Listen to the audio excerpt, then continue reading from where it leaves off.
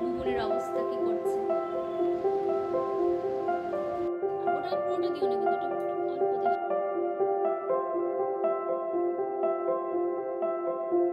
নমস্কার বন্ধুরা, কেমন আছেন? আমি রিম্পা, মধ্যবিত্ত বাঙালি টুপিটাকিতে আপনাদের স্বাগত জানাই। আজকে তোমাদের সঙ্গে রয়েছে আমার হেল্পিং হ্যান্ড, কে বলো? বুবুন। আমি যে বলি বুবুনের কথা, এই হলো বুবুন। আজকে যে রেসিপিটা বানাবো সেটাতে আমার বুবুন আমাকে অনেকটাই হেল্প করবে, বলতে পারো বুবুনও একটা রেসিপি তোমাদের সঙ্গে শেয়ার করবে। আজকে তোমাদের সঙ্গে যে রেসিপিটা শেয়ার করব সেটা হলো ধোসা আর ইডলি। ইডলিটাই তোমাদের সঙ্গে শেয়ার করব, কারণ ইডলিটাই এখন বানানো হবে। ধোসাটা পরে কালকে সকালে ব্রেকফাস্টের জন্য বানানো হবে জন্য, তাই ধোসাটা আর শেয়ার করা যাবে না। তো ইডলির রেসিপিটাই তোমাদের সঙ্গে শেয়ার করব। চলো রেসিপিটা শুরু করা যাক। তার আগে একটা কথা বলে রাখি, এই ইডলি বানানোর জন্য যে চাল ডালগুলো লাগবে সেটা আমি কালকে সকালবেলা ভিজিয়ে রেখেছিলাম। সকালবেলা ভিজিয়ে রাখার পর আমি রাতেই ওটাকে মিক্সিতে পেস্ট করে সারা রাত এমনি রেখে দিয়েছি। যখন ওটা ফার্মেন্টেশন হয়ে যাওয়ার পরে কিভাবে কি হয়েছে সেগুলো আপনারা ভিডিওতেই দেখতে পারবেন। হয়ে যাওয়ার পরে তারপরে এটা ফ্রিজে ঢুকিয়ে রেখে দিয়েছিলাম। ঢুকিয়ে রাখার পর করার আগে বেশ কিছুক্ষণ আগে বের করে রেখেছি। তাহলে চলো রেসিপিটা শুরু করি। আর এদিকে দেখো বুবুনের অবস্থা কি করছে। আমি এখানে 2 কাপ মতন চাল, তার সঙ্গে সব রকম ডাল মিশিয়ে নিয়েছি। এখানে আছে মটর ডাল, ছোলার ডাল, মুসুরির ডাল, আর হলো তরকা যে ডাল করে গোটা মুগ ডাল, সেই মুগ ডাল নিয়ে নিয়েছি। সব কিছু আমি 6 ঘন্টা মতন ভিজিয়ে রেখেছিলাম। 4 থেকে 6 ঘন্টা ভিজিয়ে রাখলেই এনাফ। তারপর আমি এটাকে মিক্সিতে ভালো করে পেস্ট করে সারা রাত একটা টিফিন বক্সে করে ঢেকে রেখে দিয়েছি। ডালের পরিমাপটা তোমাদের বলতে ভুলে গেছিলাম।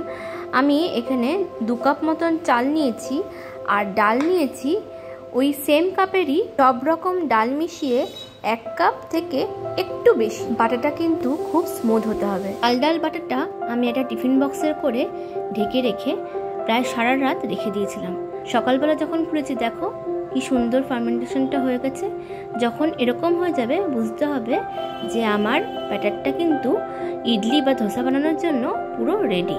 কিছুটা আমি ধোসা বানানোর জন্য একদম জল দিয়ে গুলে রেখে ফ্রিজে রেখে দেবো, আর কিছুটা দিয়ে আমি ইডলি বানাবো।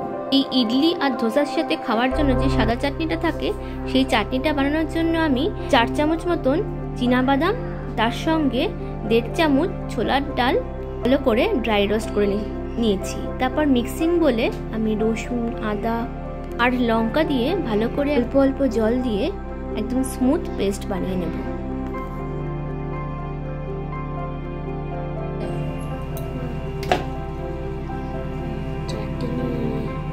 একটুখানি ক্রাশ করে নিয়ে তারপরে এর মধ্যে দিয়ে দেবো অল্প একটুখানি নারকেল কোড়া। পুরো বাটিটা পড়ে যাচ্ছে তো, পুরো বাটি শুধু দিয়ে দাও দিয়ে দাও দিয়ে দাও দিয়ে দাও। আচ্ছা, এইটা শুধু আমি ওকে ড্রাই রোস্ট করে দিয়েছি। বাদ বাকি সাদা চাটনিটা কিন্তু বুবুন নিজেই বানিয়েছে। ঠিক আছে, ঢাকনটা আটকে দাও।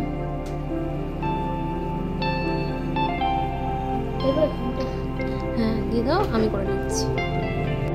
ছাতুর গন্ধ কেন আসছে? এটা ছাতুর গন্ধ কেন আসবে? ছাতুর গন্ধ এইটুকু নিতে হবে, পুরোটা দিয়ে। এর মধ্যে স্বাদ অনুযায়ী নুন আর চিনি দিয়ে দিতে হবে। এবার নুন দাও। হ্যাঁ 1 চামচ নুন দেবে। দাও, পুরোটা দাও, পুরোটা দাও। আর একটু নুন কাটা হবে না, তুমি দাও। ওটা পুরোটা দিও না, কিন্তু ওটা অল্প দেখি, একটু দেখি। ব্যাস ঠিক আছে, না ওটা করে রেখে দাও। যা পড়ে গেল, ঠিক আছে, কোনো অসুবিধা নেই।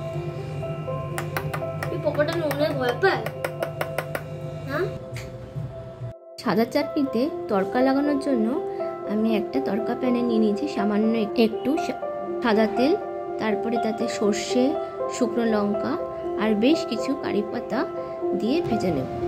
তারপর এই সাদা চাটনির উপর থেকে এগুলো ছড়িয়ে দেব।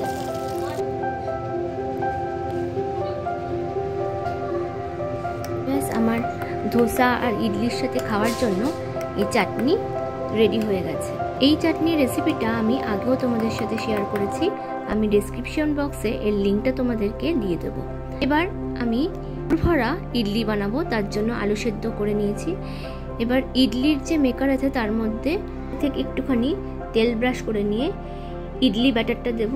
তারপর মাঝখান থেকে একটু আলু সেদ্ধ দিয়ে আবারও ওপর থেকে ইডলি ব্যাটারটা দিয়ে ঢেকে দেব।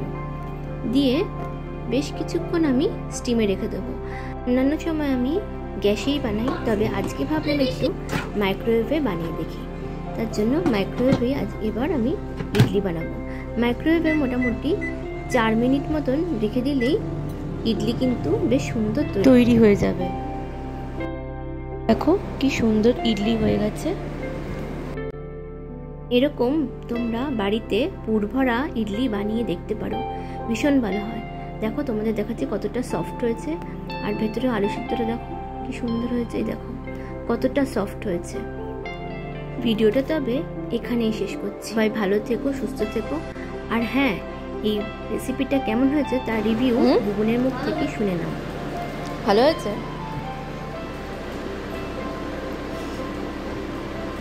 তা তুমি যে চাটনিটা বানিয়েছো সেই চাটনিটা কেমন হয়েছে খেতে?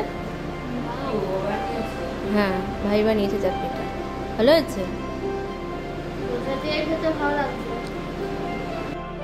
সবাই ভালো থেকো, সুস্থ থেকো। খুব শিগগিরই দেখা হবে অন্য কোনো ভিডিওতে।